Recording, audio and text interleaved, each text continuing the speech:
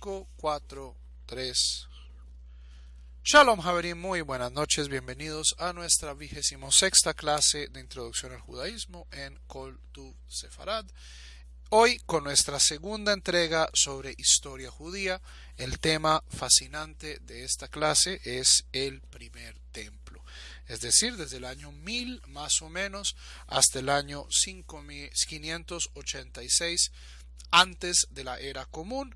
Es un tiempo fundamental, es el tiempo donde se establece la monarquía en el pueblo de Israel y donde en respuesta a esta monarquía, en respuesta a este fenómeno, surge posiblemente la institución religiosa más revolucionaria del pueblo de Israel antes de los rabinos, que es los profetas de Israel. Es imposible entender el fenómeno de la profecía de los Nevi'im en el pueblo de Israel sin antes entender los fenómenos políticos y sociales en contra de los cuales ellos estaban manifestándose, se estaban quejando. Entonces esto es lo que habíamos hablado, lo que vamos a ver esta clase. Pero quiero antes hacer un paréntesis porque algunos Haverim me mandaron una pregunta, especialmente el primer video de esta serie de historia ha tenido bastante acogida en el internet y he recibido preguntas de por qué en la clase anterior no mencioné, ni siquiera de pasadita, el tema de la revelación en el monte Sinaí. Y esto me remonta, y quiero explicarme aquí, que este currículum de introducción al judaísmo, especialmente en esta primera parte, quiere mostrar el judaísmo desde diferentes ópticas. Entonces, en las primeras 24 clases hemos estado enfocándonos en la óptica teológica, en la óptica religiosa, es decir, el judaísmo como una relación entre el pueblo de Israel y Dios. Y en esa definición religiosa, los sucesos del monte Sinaí son centrales, es decir, este es el momento constitucional, por llamarlo de algún modo, del pueblo de Israel. ¿Ok? Y todas las revelaciones posteriores, todo el aparato teológico posterior del pueblo judío, si quiere ser legítimo, va a tener que lidiar con cómo se relaciona con el monte Sinaí. En el Talmud hay unas sugiot fantásticas sobre esto. Creo que es nuestro cañonazo talmúdico número 23, si mal no me equivoco. Visiones de entrega de la Torá se llama. Búsquenlo, está en nuestros cañonazos talmúdicos en YouTube. Ahí van a ver cuál era la visión rabínica del Sinaí y cómo ellos de cierto modo se proyectaban el judaísmo rabínico como algo que ya estaba presente desde el comienzo en el monte Sinaí. Si esto es históricamente cierto, esto es algo pues bastante cuestionable, pero no pues, al menos no desde una perspectiva rabínica. Legalmente, como judíos rabínicos, nosotros creemos que la Torá oral tiene la misma autoridad que la Torá escrita. Y por lo tanto, de cierto modo, deriva su legitimidad del monte Sinaí. En estas 10 clases que comenzamos la semana pasada, no estamos haciendo afirmaciones teológicas, sino que estamos viendo al pueblo de Israel como pueblo, es decir, principalmente a través de sus interacciones con otros pueblos y consigo mismo. Es decir, estamos analizando las estructuras políticas, sociales, económicas y en algunos casos religiosas y de cómo esto conlleva a ciertas tensiones y a que el pueblo de Israel configure su historia de una manera determinada. Entonces, a pesar de que el monte Sinaí tiene increíble relevancia a nivel religioso, dado que, al menos en nuestra narrativa del monte Sinaí, nosotros estábamos solos en el monte Sinaí. Esto es algo que le compete exclusivamente a Israel y a Dios.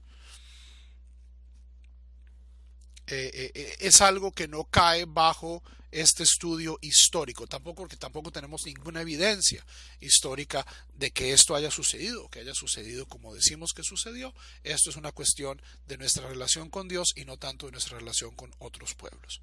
¿Ok? Entonces, esa era una pequeña aclaración y hoy comenzamos con el tema del primer templo. La clase pasada habíamos dejado a nuestros protagonistas en problemas. Los filisteos, después de 300 años de establecimiento de las tribus en la tierra de Israel, ya se ha logrado una hegemonía, no total, pero una hegemonía parcial, bastante parcial, de la tierra de Israel. Es decir, la fuerza central religiosa, política y demográfica en la época de los jueces son los israelitas en la tierra de Canaán. Solo hay un pueblo que les da dolores de cabeza, y estos son los filisteos, que se encuentran en lo que hoy es la Franja de Gaza. Los filisteos son de origen griego, de origen minoico, y es gente que tiene varias cosas a su favor. Tienen hierro, tienen armaduras de hierro, tienen metalurgia bastante más avanzada que los israelitas, y están en la zona de Israel donde hay plano. Ustedes ven, Eretz Israel es bastante montañosa. Este es el Great Valley Rift, es donde se encuentran las placas tectónicas de África y de Asia. Esto genera, por supuesto, muchísimas montañas. Por un lado, genera montañas que flanquean al río Jordán y al Mar Muerto. Montañas que van desde los 800, 900 metros de altura en Jerusalén hasta menos 400 metros bajo el nivel del mar. El Mar Muerto es el punto más bajo sobre la superficie de la tierra. Y tenemos una serie de montañas, que son las montañas del Carmel, que atraviesan longitudinalmente a Israel. Tenemos, o sea, estas son montañas aquí, montañas acá, y montañas que dividen el país de cierto modo de norte a sur. Entonces, el único sitio plano es alrededor de la Franja de Gaza, lo que es también la ciudad de Tel Aviv, y en estos las carrozas de los filisteos son imbatibles. Entonces, los filisteos les están dando dolores de cabeza a las tribus. Incluso logran que la tribu de Dan es famosa por su juez, que es Sansón. Sansón es, o sea, ustedes leen la saga de Sansón. Sansón es el castigo de los filisteos, y muestra que las relaciones con los filisteos no son buenas. Durante la época de Sansón hay cierto nivel de progreso militar en contra de los filisteos, pero eventualmente los filisteos incluso exilian a la tribu de Dan de donde está alrededor de lo que hoy es la ciudad de Tel Aviv, al norte, lo que hoy es la frontera con Siria, los altos del Golán. ¿Qué pasa? El pueblo desesperado torna al líder religioso, que es el profeta Shemuel, el profeta Samuel, y les dice: deme un rey, queremos un rey. Y el profeta Samuel les dice: no, es una pésima idea. Dios no quiere un rey. Dios idealmente quiere que ustedes sigan como tribus. Y la gente llora e insiste, y finalmente Shmuel dice: bueno, ustedes verán. Cuando concentramos el poder en un rey, pasan cosas muy malas, pero ustedes se lo buscaron. Y en ese momento es donde se elige al primer rey de Israel, que es el rey Saúl. El rey Saúl, que es un muchacho bastante alto de la tribu de Benjamín, que si nosotros leemos el final del libro de los jueces, que es posiblemente una de las porciones más oscuras y negras de la Biblia hebrea, la tribu de Benjamín eran unos parias. La tribu de Benjamín habían cometido actos de barbarie en contra de ciudadanos de las otras tribus, y habían sido prácticamente eliminados por las otras tribus. Entonces, tal vez en un acto de compensación, El primer rey viene de la tribu de Benjamín, el rey Saúl. El rey Saúl tiene unos primeros años bastante buenos, pero luego comienza verdaderamente la decaída de Saúl. Y uno puede verlo en términos religiosos como una pérdida del favor divino, ¿cierto? Saúl desobedece las instrucciones de Dios y pierde el favor divino, pero también tenemos indicios en la narrativa bíblica de que Saúl tenía problemas, lo que llamaríamos problemas psicológicos, jaquecas, comportamiento errático, es decir, celos, un comportamiento bipolar, y posiblemente tenía problemas psicológicos. Frente a Benjamín surge la figura mítica, el héroe de héroes en la Biblia, el paradigma del rey bueno, que es David. David ben Ishai, un joven pastor de la ciudad de Betlehem, la ciudad de Belén, en Yehudá, es decir, David es judío, y durante el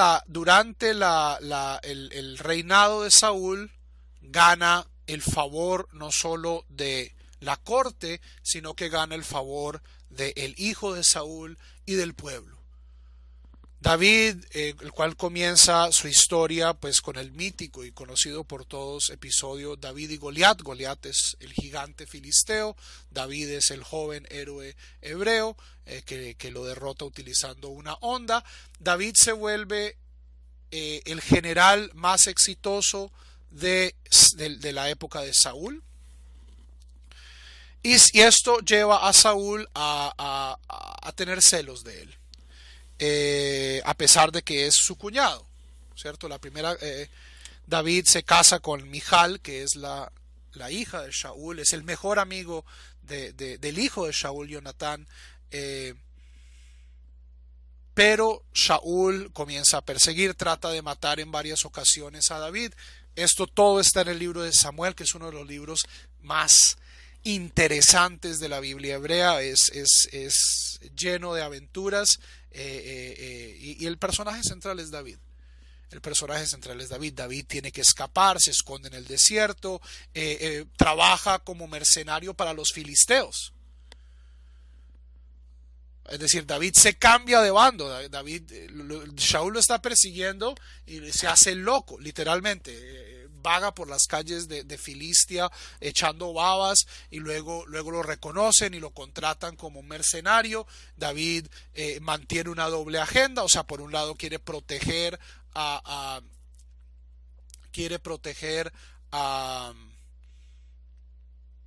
Saúl, pero por el otro lado pues no quiere que lo maten. Y todo esto eventualmente llega a un clímax después de una desastrosa campaña en contra de los amalequitas de Amalek, y luego la batalla de Gilboa. Monte Gilboa es aquí, esto es justo al sur de Bet-Shean, la ciudad de Bet-Shean. En el monte de Gilboa el rey Saúl y Jonatán son muertos por los filisteos, y hay un vacío de poder. Shmuel ha muerto, pero antes de morir Shmuel unge a David como el rey legítimo de Israel, y a través de política, y el libro de Samuel no cubre esta política, y a veces es política de la fea, ¿cierto? Asesinatos, en Colombia decimos los de la moto. Los de la moto, en el caso de David, era su primo hermano Yoav ben Zruyah, que es posiblemente, o sea, es un personaje digno de una película pues de Al Pacino. Es un tipo implacable, pero también Shaul tiene el de la moto, se llama Abner. Y la relación entre Abner y Yoav es una de las grandes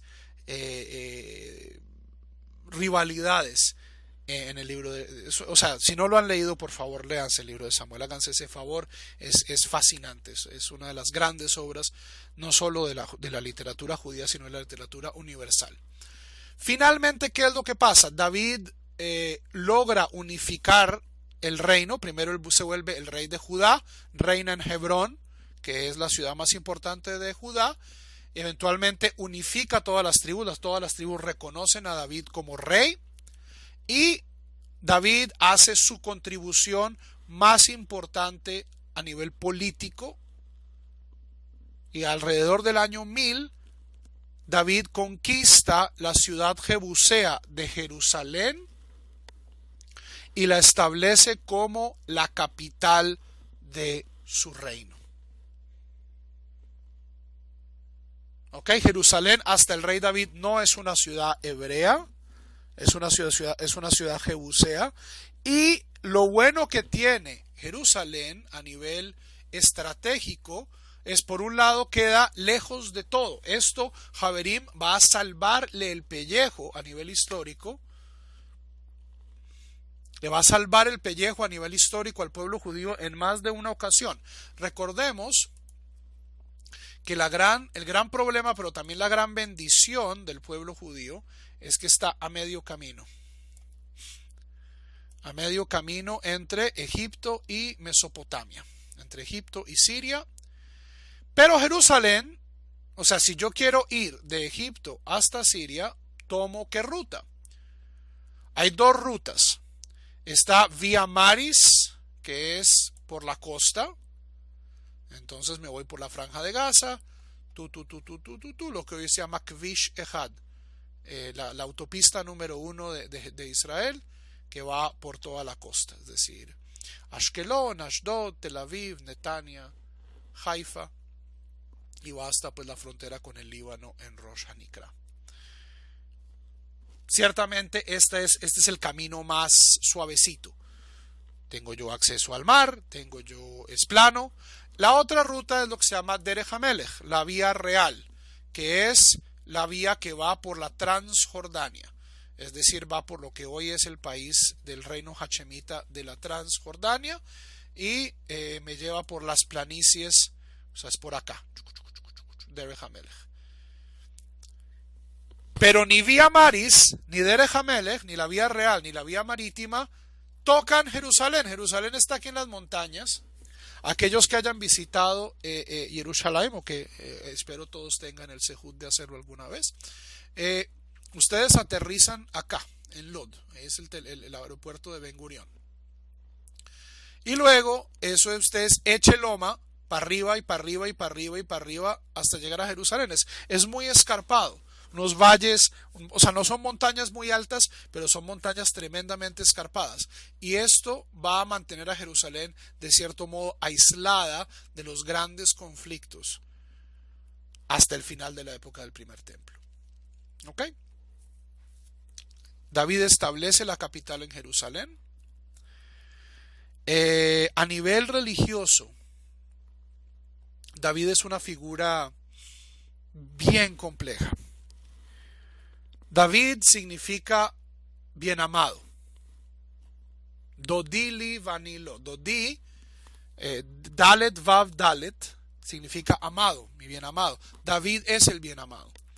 Y prácticamente en la Biblia, a pesar de que David comete actos no necesariamente correctos todas las veces, Dios ama a David. O sea, es una de estas cosas que hay gente que tiene ángel, gente que todo le sale bien. Ese es David. Que incluso cuando es malo,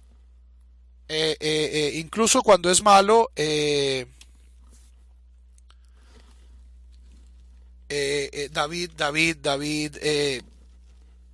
le va bien. O sea, y posiblemente el punto más bajo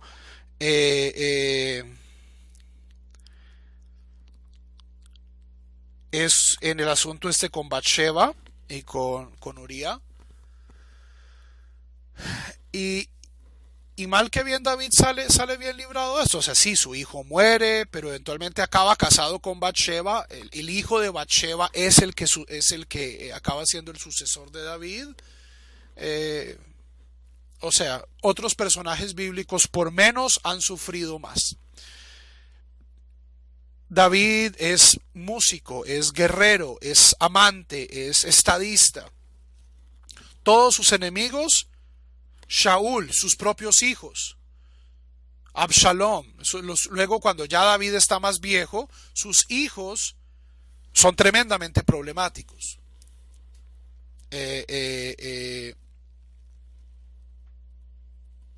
Amnón viola a su hermana, Absalom lo manda a matar, hay un montón, todos los hijos están agarrados del pescuezo, y Shlomo, que es el calladito, eventualmente negocia y se hace amigo de los Kohanim y eventualmente logra el poder, no sin antes derrame de bastante sangre. Pero mal que bien David no solo crea un reino, ¿cierto? Sino que finalmente bajo David se consolida la judeidad o la hebraidad de la tierra de Israel. Es decir, en los tiempos de David es indudable que la fuerza política en este lugar del mundo es David. Estamos todavía hablando de una época donde este vacío de poder creado por los pueblos del mar, pero este es el comienzo verdaderamente del Estado judío, bueno, no es judío en ese momento, es el Estado hebreo. Hay extensión territorial, David pelea con los edomitas, con los amorreos, con los jebuseos y extiende su imperio. Cuando muere David hay problemas de sucesión, especialmente entre Adoniahu y Shlomo. Finalmente Shlomo, el más sabio de los hombres, sabe navegar la política y acaba como rey. Y Shlomo va a dar el segundo salto. Entonces, David unifica al país políticamente y Shlomo hace un cambio religioso revolucionario. Javerim, de acuerdo al Éxodo, ¿cuál es la forma de servir a Dios?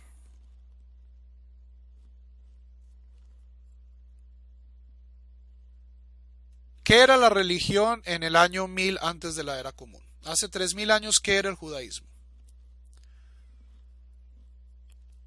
No había rezos. Era llevar korbanot. ¿A dónde? Al Mishkan. Al Mishkan, es decir, al tabernáculo. Eso era una carpa que cabría en la mayoría de las salas de todos nosotros. Si no en la sala, ciertamente en el garaje. Y David sufre. David dice, o sea, yo estoy viviendo en un palacio y Dios vive en una carpa. Esto no tiene sentido. David quiere construirle un templo a Dios. Y Dios le dice a David, no, usted no va a ser. Va a ser su hijo. Y ese es el rol de Shlomo. Shlomo cambia el sistema del Éxodo, que era un sistema basado en el Mishkan, y lo que hace es crear un Mishkan mucho más grande, de piedra, de mármol y de madera, que es el Bet HaMikdash, el primer templo. Y esto es en el primer libro, en los primeros capítulos del libro de los Reyes de la Biblia. También fascinante. O sea, Samuel y Reyes son un continuo, es decir, se siguen los unos de los otros. Y el tono es el mismo, la teología es la misma. Posiblemente el libro de Samuel y el libro de Reyes fueron escritos por el mismo autor. Suenan muy parecidos. ¿Ok? Entonces, ¿qué pasa con el templo. El templo centraliza el culto. Antes lo que teníamos era una carpa que, bueno, no se movía mucho, la mayoría del tiempo estuvo en Shiloh, pero bueno, la carpa se movía. A veces estaba en esta tribu, a veces estaba en otra tribu, pero ahorita Jerusalén es no solo el centro político y militar, sino que es el centro religioso y administrativo del país.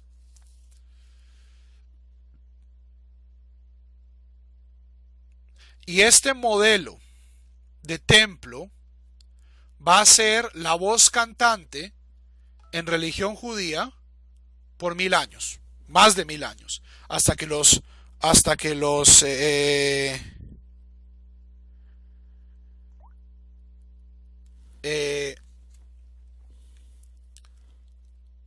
que los romanos destruyen el templo.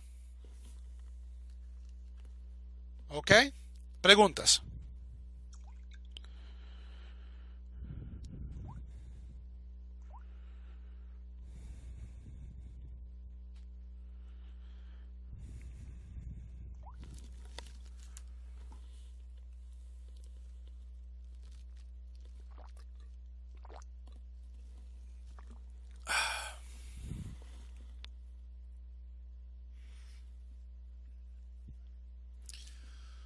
Ok. Salomón expande el reino de David. En la época de Salomón se nos dice que llegaba el imperio hebreo, llegaba hasta Damasco. Hasta Damasco. En la construcción del templo se nos dice que Salomón desarrolló relaciones políticas y comerciales con los reyes fenicios, especialmente Hiram, el rey de Tiro. ¿Qué es lo que no hay en Israel para construir un templo de esas dimensiones? Madera de esas dimensiones. Entonces, los cedros del Líbano, que eran árboles gigantescos, muy grandes, muy gruesos, son talados para poder construir las vigas del Beit HaMikdash. Y eso muestra que el rey Salomón tenía influencia comercial hasta acá, y se nos dice incluso que Salomón establece lo que hoy es el puerto de Eilat, aquí en el Golfo de Aqaba. En ese momento se llamaba Etzion Geber, como un puerto, es decir, que había una flotilla hebrea que comerciaba con los pueblos del Mar Rojo, incluyendo el famoso célebre episodio de la reina de Saba.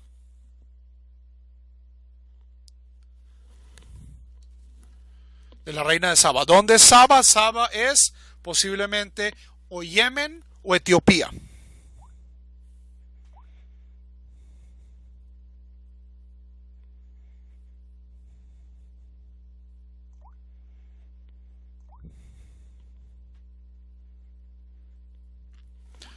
Entonces, en este momento, o sea, Etiopía dicen los etíopes. Exactamente dónde es dónde es la Saba, no sabemos. O sea, igual de Etiopía a Yemen, hay lugares donde el Mar Rojo tiene simplemente un par de millas de extensión. Durante el reinado de Salomón, entonces tenemos un área de influencia bastante grande. Esta es la extensión más grande del Estado hebreo prácticamente hasta la guerra del 67, donde por unos años Israel tuvo control del Sinaí. Pero pues bíblicamente el Estado salomónico era muy grande. Pero ¿qué pasó con Salomón? Salomón tuvo dos problemas. Primero por todo, viéndolo, o sea, narrativamente, religiosamente Salomón tuvo un problema, y es que Salomón, justamente por todas estas relaciones internacionales que tenía, por todas estas relaciones internacionales, comenzó a casarse con princesas foráneas, entre ellas una de las hijas del faraón, y nos dice la Torá que a cada princesa extranjera que llegaba le construía su templo en Jerusalén. Es decir, el cosmopolitismo del reino de Salomón tiene su precio. Dado que el reino de Salomón era este centro comercial donde había rutas marítimas, rutas terrestres, había control militar de toda esta zona, esto pues requiere alianzas, y estas alianzas en el mundo antiguo se manifestaban en forma de matrimonios, pero esos matrimonios no fueron positivos a nivel religioso para Salomón.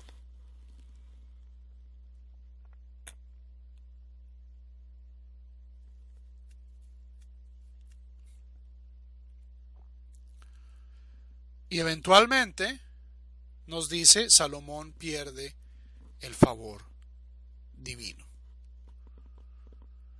¿Cuál es el problema político, de acuerdo al libro de los Reyes de Salomón? Para mantener esta fastuosidad, ¿qué pasa? ¿Qué es lo que tiene que hacer Salomón, señora economista? Salomón es el santo patrono de los impuestos. Y sube impuestos, impuestos, impuestos, impuestos, impuestos, y todas las tribus, especialmente las tribus del norte, es decir, no Judá, porque recordemos, Salomón era judío, ¿verdad? De Judá. Las tribus del norte comienzan a resentirse y a decir, oiga, esto no es bueno, esto no es bueno, esto no es bueno, esto no es bueno, bájele un poquito a los impuestos. Y Salomón tiene la capacidad de no hacerlo. ¿Qué pasa? Muere Salomón y lo sucede su hijo Rehoboam. Rehoboam es un hombre joven, impetuoso,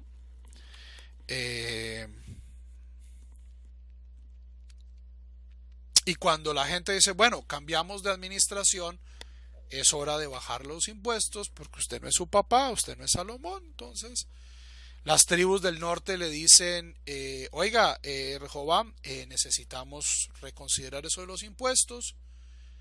Y Rehoboam le hace caso a sus asesores jóvenes y dice, mi dedo meñique es como el muslo de mi padre, si mi padre los castigó con látigos, yo los castigaré con escorpiones, lo cual no va bien en las tribus del norte, y las tribus del norte deciden de manera unánime separarse de Judá. Esto a nivel religioso es justificado por el libro de los Reyes como un castigo por la idolatría de Salomón. Dice, bueno, no le puedo quitar a Judá porque se la prometí a David que él iba a ser rey de Judá para siempre, pero el resto se lo voy a quitar. El resto se lo voy a quitar. Y las tribus del norte establecen lo que se llama el reino de Israel. El reino de Israel. Su primer rey es Jeroboam, que es elegido por Dios, manda un profeta a ungirlo. Jeroboam es de las tribus de Yosef, y establece su capital en este lugar, en las tribus de Yosef. Ahora, si ustedes son Jeroboam tiene un gran problema religioso. ¿Cuál es el gran problema religioso de Jeroboam? El gran problema religioso de Jeroboam es que no tiene templo.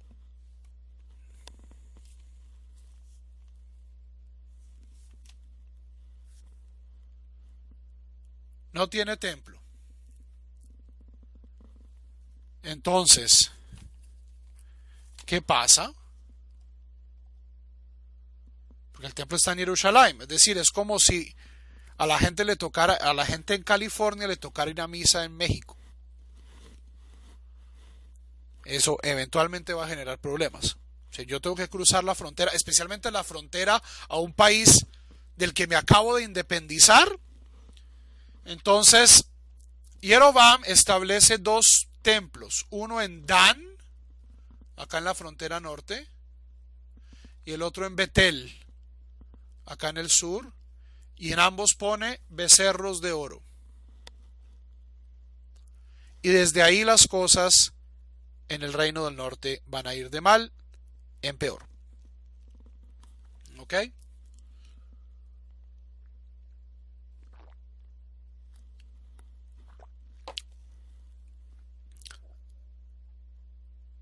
La profecía de Samuel. La profecía de Samuel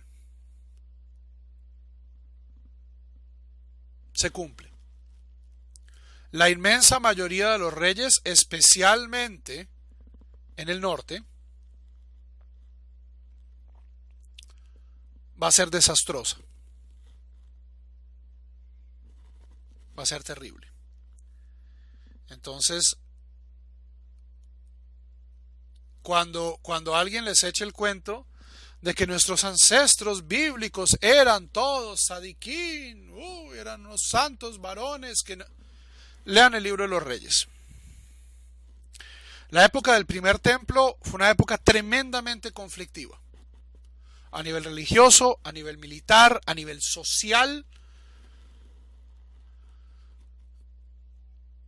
O sea, es un milagro que el judaísmo haya sobrevivido a la época del primer templo. Porque había, o sea, los reyes que le tocaron al norte y al sur en su mayoría eran desastrosos. O sea, que haya sobrevivido alguna noción de este Dios único es justamente, vamos a ver, por la acción de estos hombres que eran los profetas.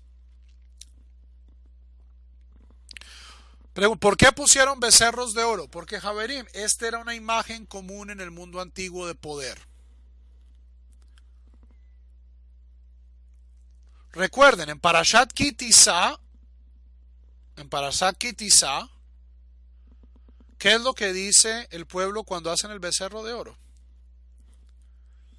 Dice, Ele Eloheja Israel. Este es tu Dios Israel, que te sacó de Egipto. El problema del becerro de oro no es que sea una imagen de otro Dios, es que es una imagen de nuestro Dios.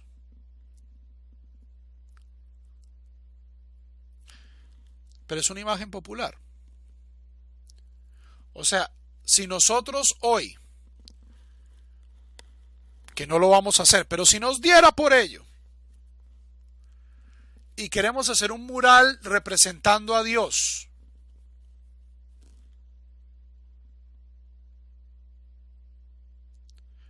¿cómo sería?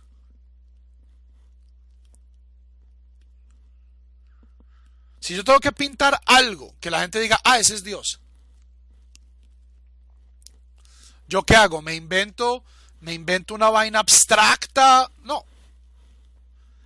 Si yo quiero hacer un mural de Hashem, posiblemente vaya a pintar un tipo blanco con barba, grandote, montado en una nube.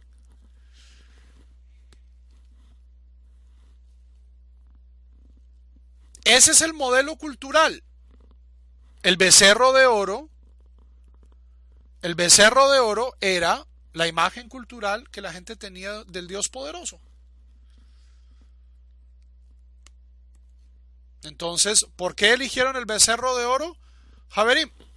Ahora, uno puede decir, pero es que ¿cómo se les ocurre? ¿Es que no leían la Torá? La respuesta es no. No leían la Torá. Primero, no sabemos si la Torá existía en forma de libro. Históricamente es muy dudoso que la Torá existiera en este momento en forma de libro. Segundo, la memoria histórica del pueblo de Israel es malísima. Para la muestra, dos botones. Primero que todo, Javerim, Cuando Josué, esto es 40 años después del éxodo de Egipto, cuando Josué llega con la gente al Jordán, ¿qué dicen? Sopa, se nos olvidó hacer qué.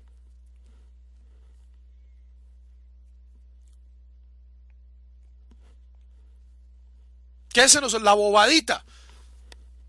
Nadie está circuncidado. ¿Cómo así que nadie está circuncidado? Sí, nadie estaba circuncidado. Ups. Se me chispoteó. Fue sin querer queriendo. 40 años después del éxodo. A ver, y posiblemente el capítulo más deprimente de la Torá. Es el capítulo 23 del segundo libro del Reyes. Creo que es el capítulo 23. Si mal no estoy. Es el reino de Josías. Josías es uno de los mejores reyes.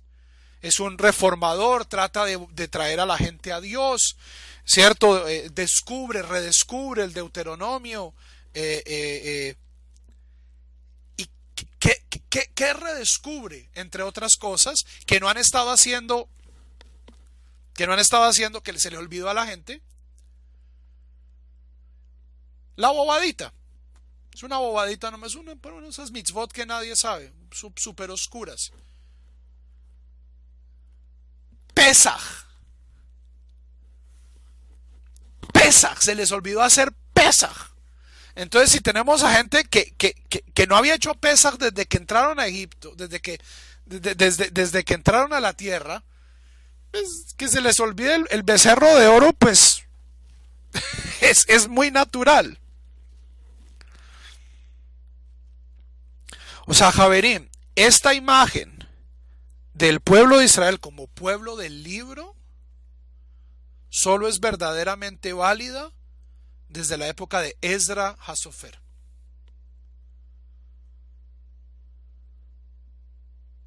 Pero hasta Josías, hasta el rey Josías, en ningún lugar, ni del libro de Samuel, ni del libro de los Reyes, van a encontrar ustedes que a alguien se le ocurra leer la Torá. O sea, la palabra, y leyeron la Torá, no aparece. Entonces hay dos posibilidades. O la Torá existía y la gente era perezosa y muy poco piadosa, lo cual pues el texto, el desliz de Pesaj podría explicarlo. O que es una noción históricamente un poco más sostenible. La Torá existía como tradición oral, o existía y solo la tenían los Kohanim.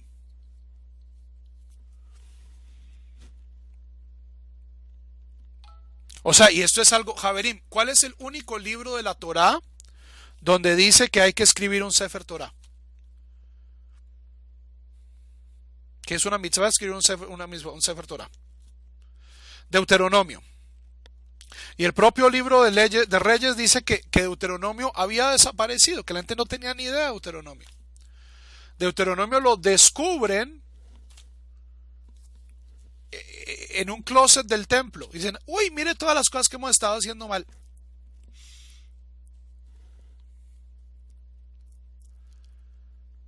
Entonces, es importante, Javerim, o sea, esta fantasía de que todos nuestros ancestros han sido mejores que nosotros y simplemente una mejor versión de nosotros, y que practicaban un judaísmo igual al de nosotros, pero mucho más chévere y mucho más auténtico, es falsa.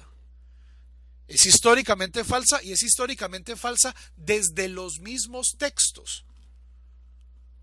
O sea, el judaísmo del primer templo no tenía Torá, o al menos no tenía Deuteronomio. Deuteronomio es el único libro de la Torá que insiste en que yo debo escribir la Torá. Entonces tenemos un problema. La gente no estudiaba Torá. Teníamos un zafarrancho de reyes idólatras.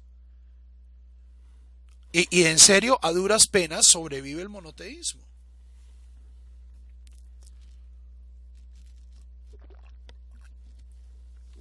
Pero Héctor, es que esto es lo chistoso. Esto de la edad de oro existe solamente en la cabeza de la gente religiosa. Porque si abrieran el libro, o sea, si leyeran Samuel y Reyes, y Isaías y Jeremías y Ezequiel, y Amós y Hosea, ¿Cuál edad de oro? ¿Cuál edad de oro? O sea, idolatría para allá, idolatría venga, idolatría va. O sea, con todo lo mal que está el pueblo judío a nivel religioso hoy, yo no diría que la idolatría es un gran problema hoy.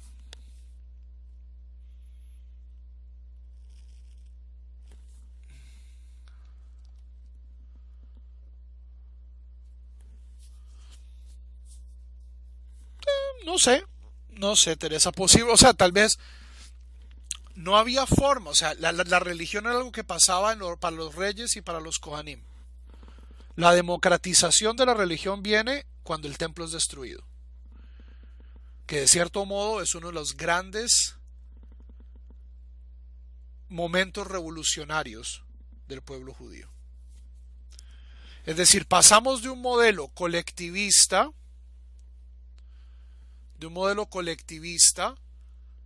donde las tribus, cada una es autónoma, donde el Mishkan va de tribu en tribu, esta sería más o menos la edad de oro, a una época imperial, donde tenemos varios reyesuelos de muy mala calaña peleando consigo mismo, idolatría por todo lado. Entonces, o sea, Javerim, y esto puede que yo sea muy cínico. No puede, yo soy muy cínico. Pero estas fantasías contemporáneas de que el templo, el tercer templo y el rey. O sea, para alguien que estudia y lee la Biblia con cuidado, ¿queremos volver a eso?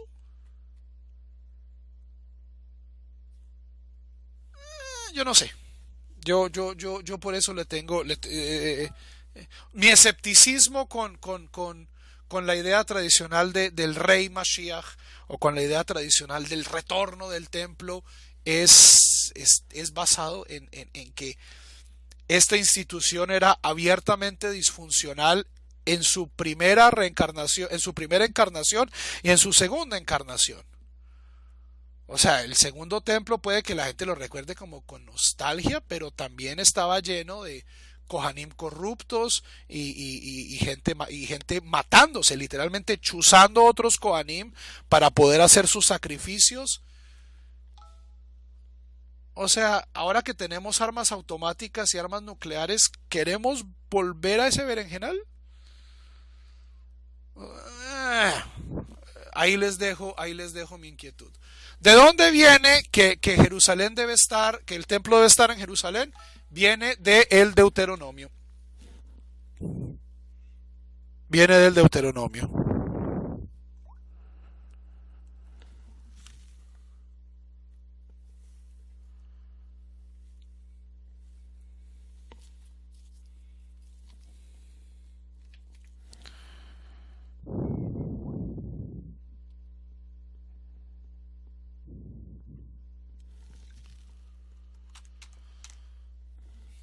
El Deuteronomio dice, donde eventualmente Dios va a elegir un lugar, y ese lugar lo eligió, es Jerusalén.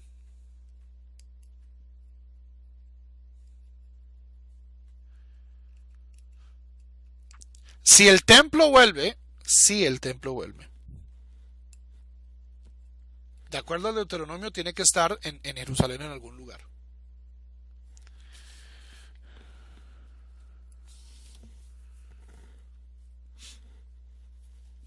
Hamakom Asher Yibhar Hashem. A mí, personalmente, me llama más la...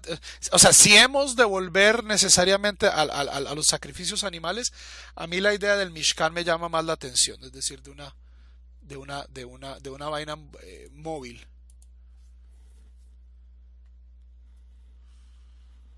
Que esté 3 meses en Tel Aviv, luego va a Haifa, luego va a Jerusalén, cada 7 años va a Nueva York. Eh,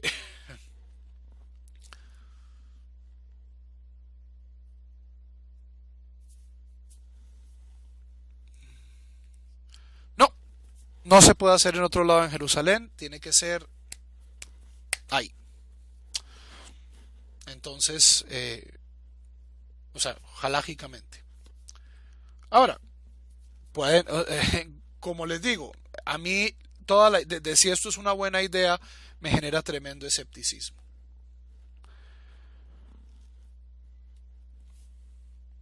A mí me gusta el judaísmo rabínico,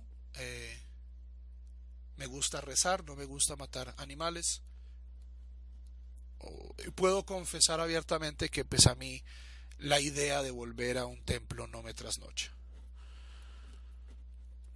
Ni me quita el sueño, o sea, me quita el sueño de los problemas que causaría, pero así que yo desee Ivane Beis Hamikdash.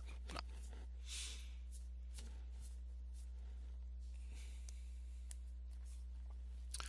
Ok.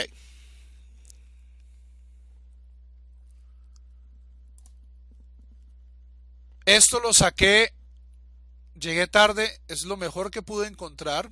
Quiero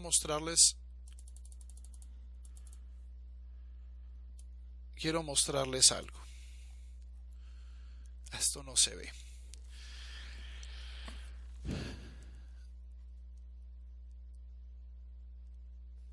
Aquí tenemos en este lado los reyes de Israel, es decir, los reyes del norte.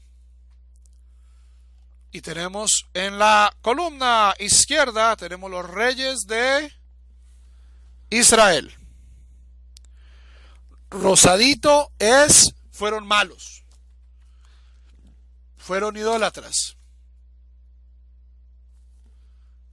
Verde fueron buenos.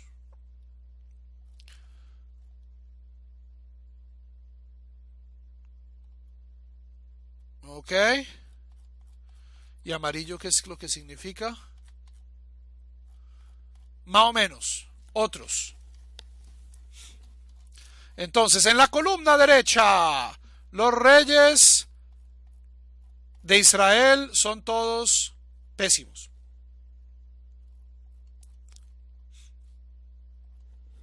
Esto es posiblemente porque la mayoría de nuestras tradiciones vienen del sur. Pero malos, todos. Se casan con princesas con princesas extranjeras, especialmente Ahab. Se casa con Jezebel, que es la mala del paseo. El único ahí medio se salva es Jehú, el rey Jehú del norte. Pero todos los demás, malos de malo en peor. En Judá tenemos es más bien un popurrí. Entonces tenemos Asa es bueno, Jehosafat es bueno, Jehoram es malo, Ahaish es malo, Joash medio, Uzziah es bueno, Yotam es bueno, Ahaz es malo, Hizkiyahu es bueno, entonces, y luego al final como que se van alternando. Pero, o sea, no es un buen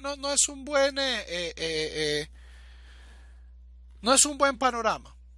Los reyes bíblicos en su gran mayoría, con contadas excepciones, no fueron de hechos de virtud. Y afortunadamente el liderazgo del pueblo en ese momento pasa a los profetas. Ahora, la profecía es una institución antiquísima.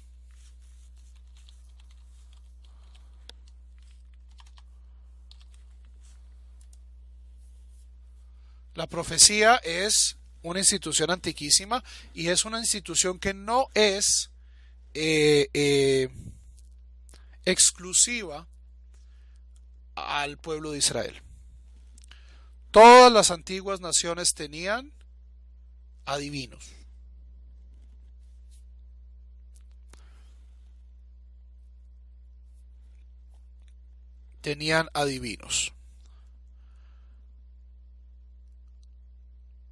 Y si nosotros vemos especialmente en el libro de los Reyes,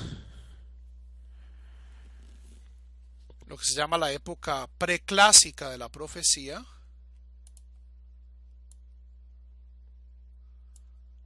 los profetas tienen dos funciones.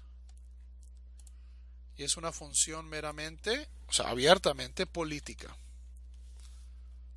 ¿Por qué?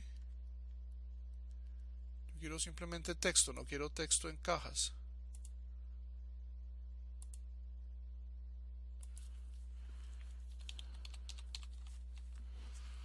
Todos los profetas, todos, sin excepción, existen en contrapeso a un rey.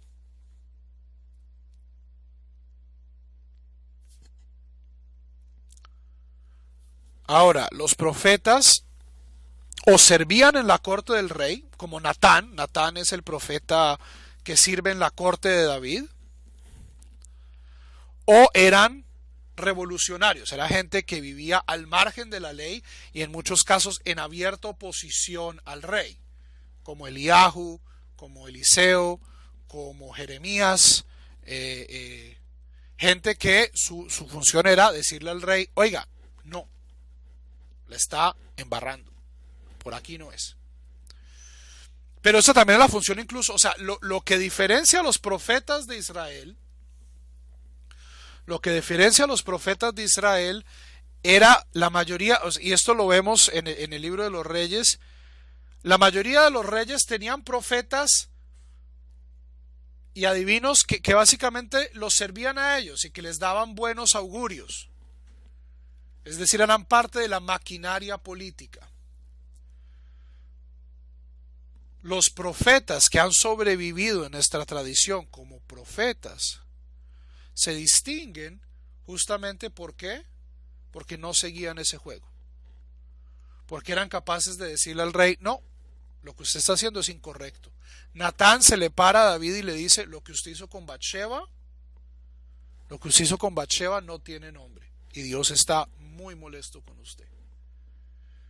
Mientras que en la mayoría de las otras instancias de profecía, el profeta era, ay, tan lindo, el rey no puede, los dioses aman al rey, el rey es una maravilla, el rey es descendiente de los dioses, no hay nada que el reyecito pueda hacer que sea incorrecto.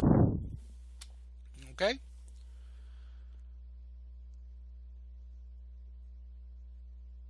Y los primeros profetas son predominantemente estáticos. ¿Por qué me está sacando esta?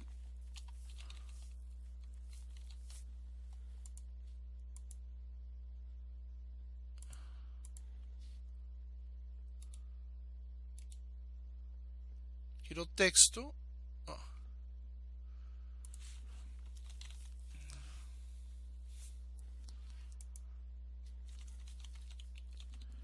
Es decir, cómo lograban su profecía a través de el éxtasis. Era gente que bailaba, era gente que se vestía con piel de camello, era gente antisocial, era gente que se dejaba el pelo largo. Samuel nunca se cortó el pelo, o sea, era gente que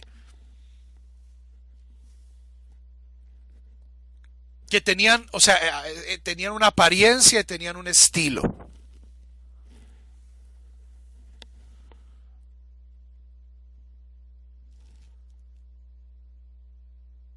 ¿Qué pasa? Eventualmente la profecía comienza a cambiar. Y pasamos a lo que se llama la etapa clásica de los profetas, donde lo que sobrevive no son oráculos o historias sobre los profetas, sino libros. Los profetas componen libros. Entonces, Amós, Isaías, Jeremías. Esta es gente que Jeremías, por ejemplo, tenía un secretario, Baruch ben Neriah. Era alguien que iba detrás de Jeremías y escribía lo que Jeremías decía. A pesar de que especialmente Ezequiel y Jeremías eran maestros de lo que también Isaías, del happening. ¿Qué es un happening? Un happening es dar un mensaje social o religioso en este caso a través de una acción estrambótica.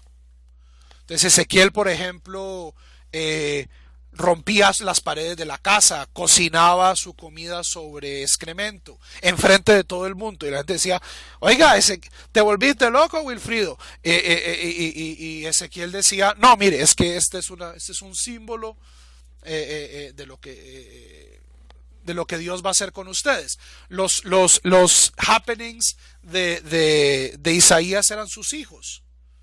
Este famoso pasaje de Isaías 7, he aquí esta joven mujer concebirá y tendrá un hijo. Eso era, mire, ustedes están muertos del susto de que los asirios nos vayan a destruir, frescos. Esta mujer va a tener un hijo, este niño va a nacer, va a crecer y los asirios todavía no nos van a conquistar. Si ustedes leen el capítulo 7 de Isaías de corrido, o sea, no van a encontrar a Jesús por ningún lado. Primero que todo porque no dice virgen ni por las curvas.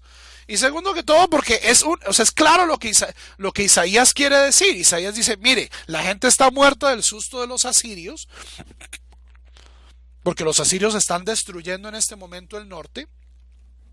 Pero ustedes frescos, todo bien, acá no va a pasar nada, Judá no va a caer bajo los asirios, y en efecto no cae bajo los asirios. Ahora, una cuestión importante: en Israel no hay profetas,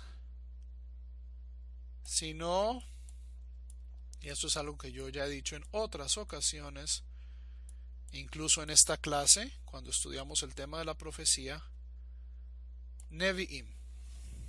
Profetes en griego significa el que habla lo que ha de venir, es decir, el profeta es un adivino.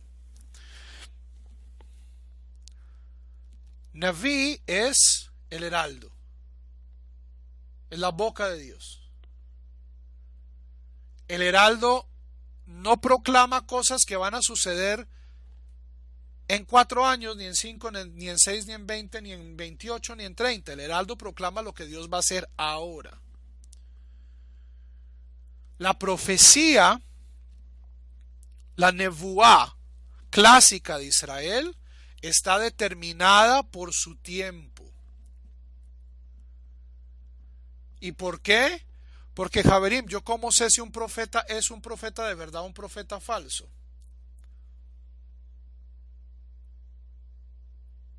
Si se cumple lo que dice. Si yo llego y digo, oh, lo que yo voy a decir se va a cumplir en 700 años, valiente profeta.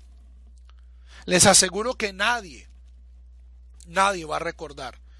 O sea, si un profeta dice, todas mis predicciones son para dentro de 1000 años, adiós, olvídese que la gente se va a acordar. Y las predicciones de los profetas de Israel tienen que ser vistas en ese contexto. Es decir, en un contexto inmediato y creíble. Incluso ese era el problema de los profetas. ¿Cuál es el mensaje? ¿Cuál es la predicción central de Isaías? No el mensaje social. El mensaje social, vamos a llegar al mensaje social de los profetas. La predicción central de Isaías es, no, Mesías no, nada. Eso es lo que dicen los cristianos. Ese es el Deutero Isaías. Los primeros 39 capítulos de Isaías es tranquilos. Los asirios, sí, Judá necesita mejorar. Vamos mal en ese tema de igualdad social, pero tranquilos, Dios todavía no le ha perdido la paciencia a Judá. Los asirios no nos van a destruir. 100 años después llega Jeremías. ¿Y qué dice? Dice, los babilonios nos van a destruir. Y la gente le dice, pero si el profeta Isaías dijo que la gente... Y dice, sí, eso era hace 100 años, pero ahorita ya finalmente la tarjeta de crédito ya la hemos usado demasiado y ya se nos viene el castigo.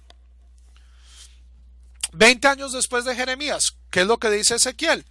Tranquilos, vamos a volver. Y la gente le dice, pero lea Jeremías dice que nos vamos a que todo está mal. Y Ezequiel dice, sí, eso eran los tiempos de Jeremías, esto es ahora. Las predicciones de los profetas de Israel tienen caducidad.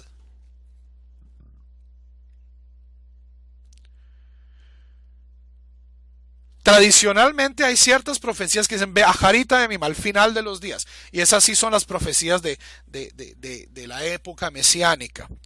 Tradicionalmente, bueno, sí, los profetas tenían un par de profecías, como el 2 o 3% de las profecías que sí dejaron como para el final, para cuando esto suceda. Pero la inmensa mayoría de las profecías, para que fueran relevantes, tenían que suceder.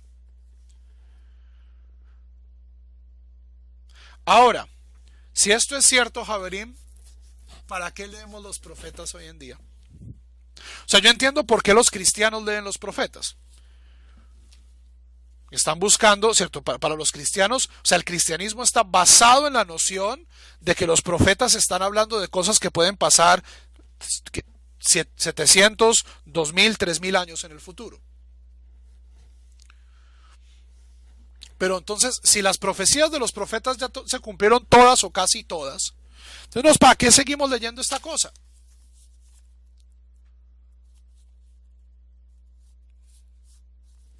Porque la inmensa mayoría de lo que hay en los libros de los profetas de Israel no son predicciones, sino son mensajes morales, son crítica social. Y eso va a ser relevante hoy, y va a ser relevante en 500 años, y va a ser relevante en 1000 años, y fue relevante hace 1000, 2000 y 3000 años. ¿Cuál era la naturaleza de esta dinámica social? Para la época de los profetas, es decir, la época de los reyes malos y mediocres y a veces eventualmente un rey bueno en Jerusalén, los imperios ya se han comenzado otra vez a fortalecer, ¿cierto? Ya no hay filisteos, los filisteos se desvanecen. Egipto gana otra vez fuerza, comienza a echar para acá. Asiria, los hititas están aquí en el sur de Turquía, luego los hititas vienen los asirios y entramos ya propiamente en la edad de los imperios. ¿Y qué pasa en la edad de los imperios? En la edad de los imperios tenemos un fenómeno social y económico y un fenómeno religioso. El fenómeno social y económico es que comenzamos a pasar de una economía de agrícola basada en el trueque, ¿cierto? Donde yo cultivo naranjas y luego vendo naranjas y tú me das trigo y luego yo cambio el trigo por vino, a una economía donde hay ¿qué, señor economista? Donde hay, pasamos del trueque al dinero. Y con el dinero, ¿qué comienza a haber? Élites. Y la gente comienza a endeudarse. Y endeudarse. Y endeudarse. Y los ricos se vuelven más ricos. Y los pobres se vuelven más pobres. Y hay impuestos. Y el Estado entonces necesita subir los impuestos para poder hacerle la guerra a otros imperios o para defender a nuestro glorioso imperio de los bárbaros invasores.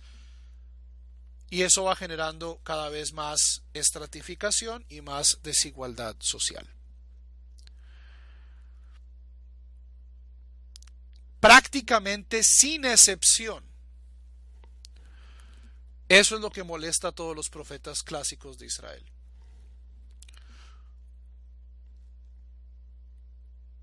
Por un lado tenemos O sea, constantemente Isaías, Jeremías, Amós, la viuda, el huérfano y el extranjero. ¿Quiénes son la viuda, el huérfano y el extranjero? Es la gente más vulnerable en la pirámide social. Y dice, ustedes están teniendo una sociedad profundamente desigual. Y ese es el mensaje verdaderamente grave, o sea, el mensaje social de los profetas, Amós, Isaías, Osea. Paralelamente a este problema social, tenemos un problema religioso, que es un problema religioso doble. Por un lado tenemos idolatría. Idolatría tanto en el servicio de otros dioses, ¿cierto? Especialmente esto en el norte. En el norte había, pero luego Ezequiel, por ejemplo, Ezequiel es brutalmente crítico de Jerusalén. Tenemos otros dioses foráneos y tenemos también el fenómeno de las Bamot. ¿Qué son qué? Que son altares locales donde se venera a Dios. Especialmente el libro de Reyes es muy crítico de las Bamot. Dice,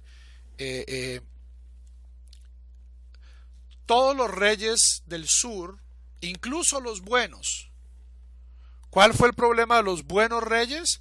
Que no se deshicieron de las Bamot. No trataron de centralizar el culto en Jerusalén. Ese es el problema religioso que ven los primeros profetas. Es decir, la gente no le está parando bolas al Deuteronomio. El único rey en toda la historia de los reyes estos post-davídicos es el rey Josías. Es el único que centraliza el culto. Pero ya para la época del profeta Josías, del rey Josías, Dios dice, ya es demasiado tarde, ya ustedes, ya igual toca castigarlo, ya, too little, too late. Ya demasiado poco, demasiado tarde. Ese es uno de los problemas religiosos. El otro, ahora, ese problema no es tan contemporáneo. ¿Por qué? Porque nosotros no tenemos un templo. Pero ¿cuál es el otro problema religioso que ven los profetas que sigue siendo muy relevante?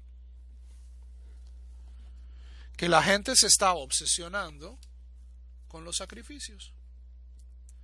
Entonces tenemos una sociedad completamente separada, elitizada, donde los ricos, para sentirse que están haciendo la voluntad de Dios, ¿qué es lo que hacen? Se centran en los sacrificios y en ayunos y en ofrendas al templo, mientras por derecha, mientras que por izquierda, ¿cierto? Están asesinando, están robando.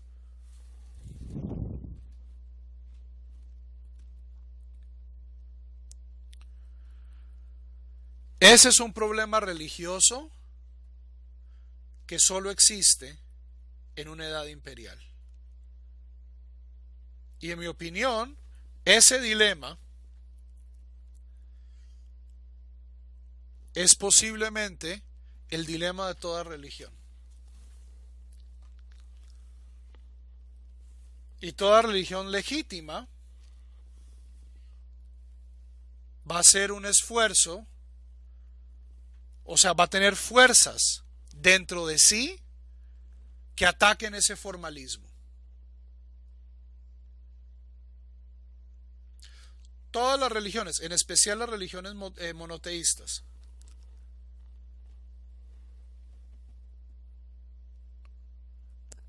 tienen ese problema de que la gente se centra en formalismos rituales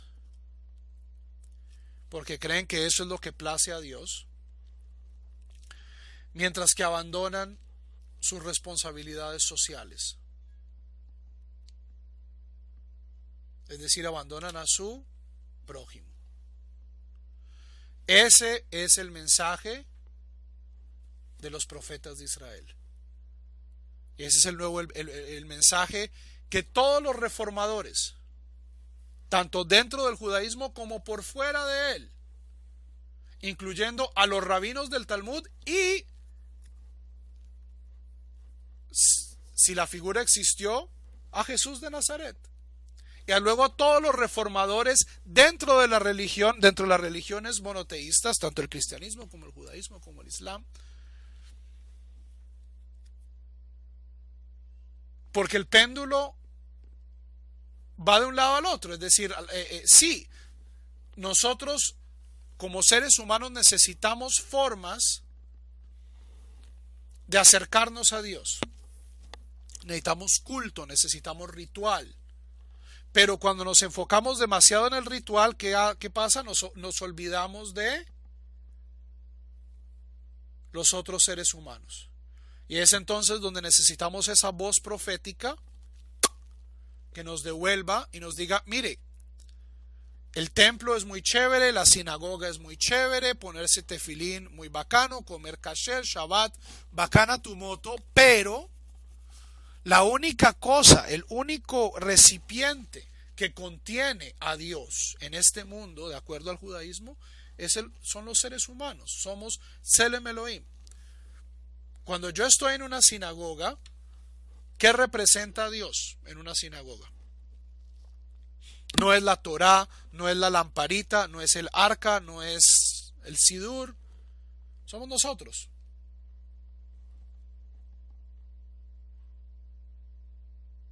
No, el Aarón es un ataúd. El Aarón representa el arca de la alianza. La Torá representa, si mucho, la palabra de Dios. La Torá no es Dios.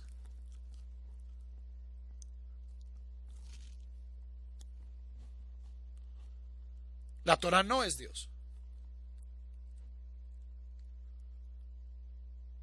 O sea, y les hablo un rabino, yo amo la Torá, le dedico mi vida a la Torá.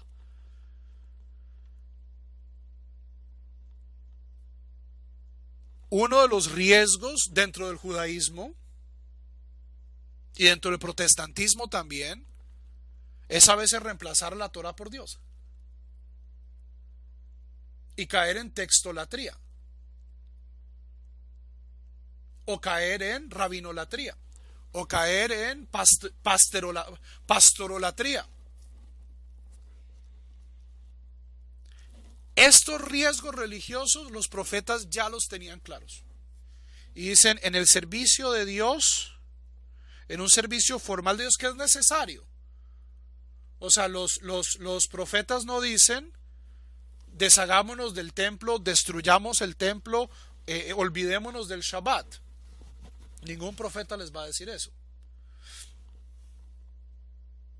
Pero dicen, ojo, no pierda la perspectiva. No pierda la perspectiva. Ese es el tema de los profetas.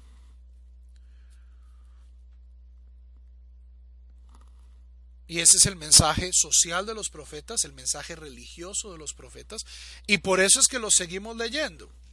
No es por su valor predictivo. Javerín, y da pesar, da tristeza. O sea, ustedes abren el Facebook hoy y paginitas de poca monta, todo es Gog y Magog, y viene Mashiach, y no vino Mashiach, y que viene pasado mañana Mashiach. O sea, que ¿hasta dónde hemos caído?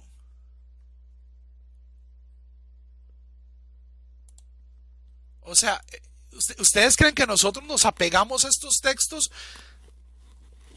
por más de 2500 años porque estos son las profecías de Nostradamus? O sea, da vergüenza la pobreza intelectual de la mayoría de los judíos observantes hoy. Han transformado el tesoro posiblemente más relevante, la guía más importante para cómo vivir una vida en armonía con Dios balanceada, sea, cómo poder cumplir la Torá en su justa medida, y lo han transformado en las obras de Walter Mercado, con una obsesión de Gog y Magog y el fin del mundo y el apocalipsis, que es simplemente un deseo enfermizo de ganar. A ver, ustedes, o sea, por cómo se expresa la gente, yo no, pues, no me puedo meter en los corazones.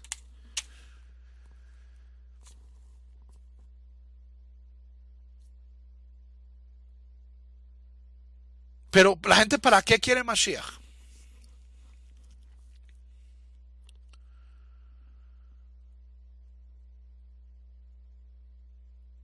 Para ganar. Ja, ja, nosotros teníamos razón. Ja, ja, ja.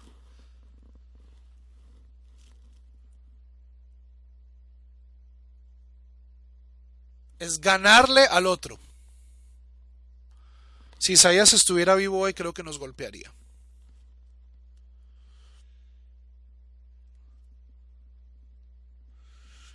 O sea, justamente, Javier, eso es lo valioso de Isaías, eso es lo valioso de los profetas, es ver cómo ellos estaban proponiendo un judaísmo, o sea, no un judaísmo, porque, o sea, la religión profética de los profetas de Israel trasciende el judaísmo. Lo que es, mire, usted va a servir a Dios, no importa si usted es israelita o es idumeo o es amonita o es moabita, porque igual los profetas de Israel predicaron a muchas naciones. Jonás fue hasta Nínive. Miren dónde es Nínive. Miren dónde es Nínive. Es una religión, o sea, los profetas verdaderamente estaban proponiendo una religión prácticamente universal. ¿De qué? De honestidad y de servicio a Dios a través del servicio al prójimo. Su contexto era un contexto político y cultural y religioso centrado en la Torá o el judaísmo como se vivía o el hebraísmo como se cumplía en esa época. Pero justamente eso es lo que hace que los profetas de Israel sean respetados por los cristianos, por los musulmanes y por las tradiciones éticas seculares de Occidente. Es que estos tipos fueron los primeros en acuñar ideas como, por ejemplo, la responsabilidad individual. Capítulo 18 de Ezequiel es el comienzo del concepto occidental de individuo.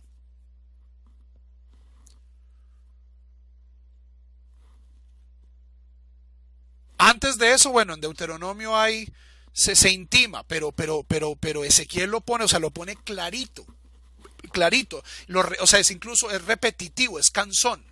Capítulo 18 de Ezequiel es uno de los capítulos peor escritos de la Biblia, en que dice la misma vaina 5 veces. Porque el tipo está diciendo mire, usted y solo usted es responsable por sus actos. Esto que nosotros decíamos antes, de que los pecados de los padres son visitados sobre los hijos y sobre los hijos de los hijos hasta la tercera y cuarta generación, no es cierto. Pero señor Ezequiel, pero si Éxodo es como ese meme de Batman, ¿cierto? Entonces está Robin diciendo, pero Ezequiel y Éxodo 32, donde dice que Dios castiga los pecados y llega Ezequiel Batman y ¡ta! Le da una cachetada a Robin y le dice, no, así no es. Gente que se inventó o sea, el concepto de responsabilidad individual, de una ética universal. O sea, Javerim, los profetas son de los tesoros de Israel. ¿Por qué? Porque la Torá, o sea, la Torá, hay muchas cosas que son universales, pero especialmente en el área de la práctica, la Torá es nuestra. Es nuestro tesoro y es nuestra cultura. Pero los profetas era gente que prácticamente sin excepción, todos estaban hablando para una época de los imperios. Es decir, ellos no estaban concentrados solo en el bienestar de yo y mis vecinos, sino que estaban predicando para un mundo globalizado. Globalizado.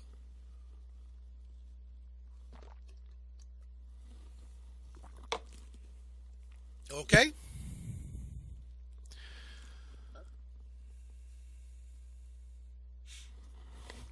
Ezequiel capítulo 18, posiblemente uno de los capítulos menos conocidos, pero más importantes de la Biblia hebrea.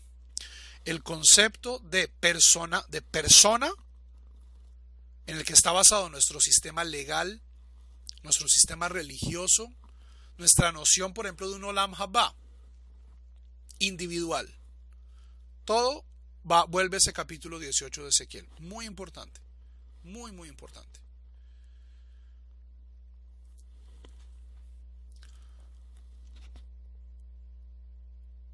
¿Qué pasa? ¿Cómo termina el primer templo?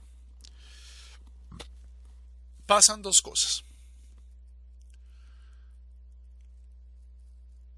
En el año 720, 20 y pico, 21, 23, los asirios, que eran un pueblo que se habían establecido en el norte de la Mesopotamia, alrededor de Ashur, comienzan una campaña de conquista de todo el Levante. Y finalmente conquistan, bajo el mando de Senajerib, conquistan el reino del norte.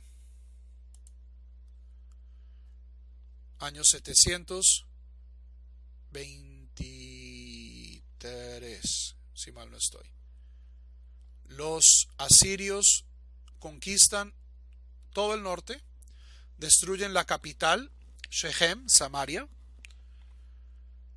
y se llevan a los habitantes del norte, las 10 tribus del norte, se las llevan al otro lado del imperio, a lo que es hoy Irán. Y de allá traen, como era su costumbre, gente que se establece en el norte de Israel, alrededor de la ciudad de Samaria, gente que no era de ahí, pero que muy rápidamente adoptan la religión y las creencias nativas y son los que se convierten en los samaritanos. En los samaritanos. ¿Qué pasa en el sur mientras tanto? En el sur, esto es durante el rey Ezequías, todo el mundo está muerto del susto. Dicen, acá los asirios van a acabar con todo. E Isaías dice, todo bien, tranquilos, todavía no nos ha llegado la hora. Narra el libro de Reyes que Senajerib está sitiando la ciudad de Jerusalén y amanece un día y los asirios están muertos. Posiblemente, revisando los archivos históricos de los asirios, posiblemente el rey Senajerib tuvo que devolverse porque había rebelión en Asiria y Jerusalén pues poca monta, o sea, no valía la pena conquistarlo, y así es que el reino de Judá sobrevive por otros 100 años.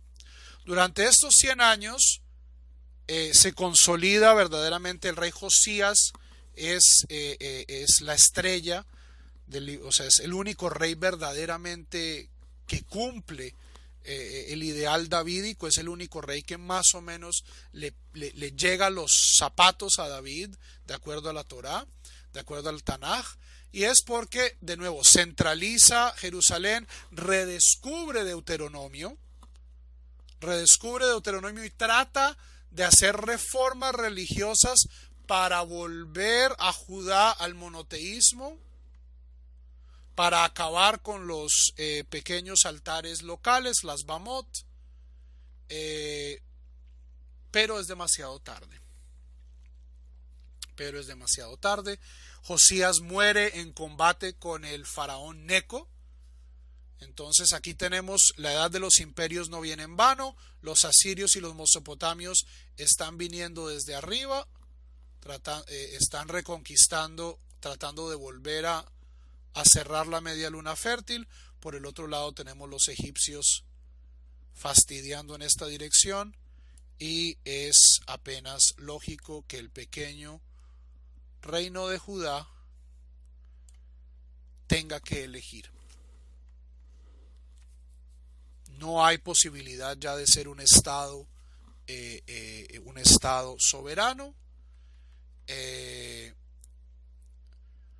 A comienzos del siglo VI, antes de la era común, los reyes de Jerusalén establecen un pacto con el rey de Babilonia. Los asirios han sido reemplazados por los babilonios. Pero ¿qué pasa? Los babilonios traicionan, los reyes traicionan a sus señores babilonios y hacen una alianza con Egipto. Y eventualmente el rey Nebuchadnezzar de Babilonia no la cobra.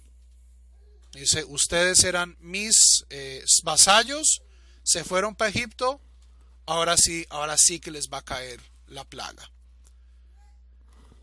Y Nebuchadnezzar sitia la ciudad de Jerusalén, destruye todas las ciudades alrededor, y el 10 de Av del año 586 antes de la era común, el templo de Jerusalén es quemado. El rey Jehoiaquín, descendiente de David, es cegado y es enviado a Babilonia.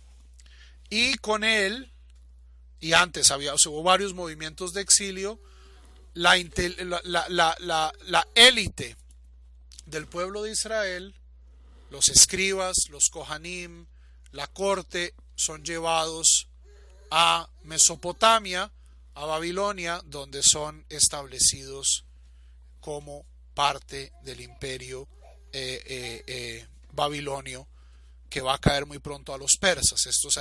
Los grandes imperios de esta época en Mesopotamia caen uno detrás del otro. Entonces son primero los acadios, luego los babilonios, luego van a venir los persas, luego van a venir los griegos. Como cada 2 o 3 siglos hay un gran cambio de imperio. Pero en el año 586 antes de la era común, Jerusalén es destruida, el templo es quemado, y la única gente que sabe leer y escribir, o sea, los profetas, los kohanim, los reyes, la corte, que son pues las personas que nosotros eventualmente vamos a leer, tipo Ezequiel, Daniel, toda esta gente es llevada a Babilonia, y este es posiblemente el momento más peligroso de la historia del judaísmo y del monoteísmo en la historia, pero ya vamos a ver la próxima clase que acaba siendo el momento más genial, donde verdaderamente nace el judaísmo como lo conocemos nosotros, o de una manera reconocible, porque el judaísmo bíblico, el hebraísmo bíblico, es algo que nosotros no reconoceríamos hoy, no nos sería muy familiar. Los rabinos no van a surgir sino hasta entre otros 500 años.